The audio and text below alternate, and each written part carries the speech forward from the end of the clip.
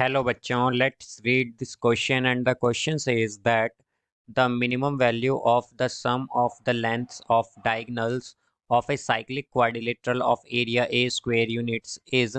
Now let's see the options. Option A square root 2a, option B 2 into square root 2a, option C 2a and option D none of these. तो आइए अब इस question को यहाँ पर हम solve कर लेते हैं। इस क्वेश्चन में हमसे कहा गया है कि जो मिनिमम वैल्यू होगी sum of the length of diagonal of a cyclic quadrilateral of area A square unit वो क्या होगी हमें बताना है। तो यहाँ पर हम की कॉन्सेप्ट यूज़ करेंगे, concept that A M is और arithmetic mean is always greater than equal to geometric mean और जी एम। तो यहाँ से अगर हम देखें तो हम क्या करेंगे कि जो लेंथ होंगी साइक्लिक क्वाड्रिलेटरल की उन्हें लेट करेंगे, let lengths of cyclic quadrilateral be a comma b comma c comma d ये होंगे। और जो डायगनल्स होंगी, let the length of diagonals, जो लेंथ होंगी डायगनल्स की वो होगी diagonals be e comma f, वो होंगी ई कॉमा एफ।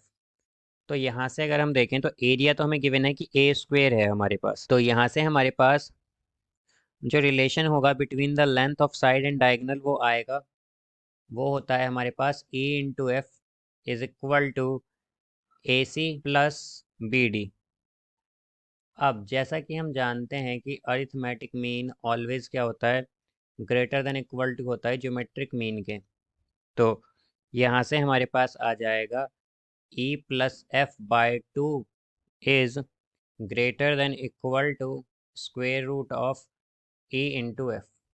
इसके तो यहाँ से अब अगर हम देखें तो E इंटू एफ, जैसा कि हम जानते हैं कि डायगनल और लेंथ ऑफ साइक्लिक क्वाड्रिलेटरल की जो होती है उनमें जो रिलेशन है वो क्या है, E into f is equal to a C plus B d.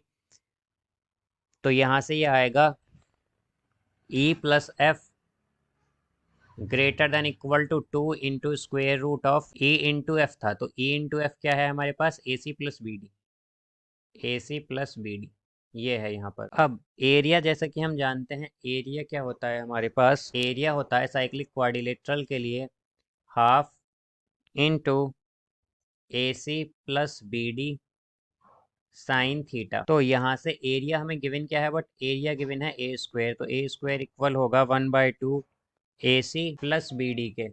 अब साइन थीटा जो है बेसिकली से हम 1 ले लेंगे, बिकॉज हम इसे 1 इसलिए लेंगे बिकॉज जो मैक्सिमम वैल्यू होगी साइन की उस वैल्यू पे हमारा ई प्लस एफ जो है वो ग्रेटर होगा मैक्सिमम वैल्यू से भी क्या होगा, ग्रेटर होगा यहाँ पर इस कंडीशन में, जब हमारा साइन थीटा 1 होगा यहाँ पर।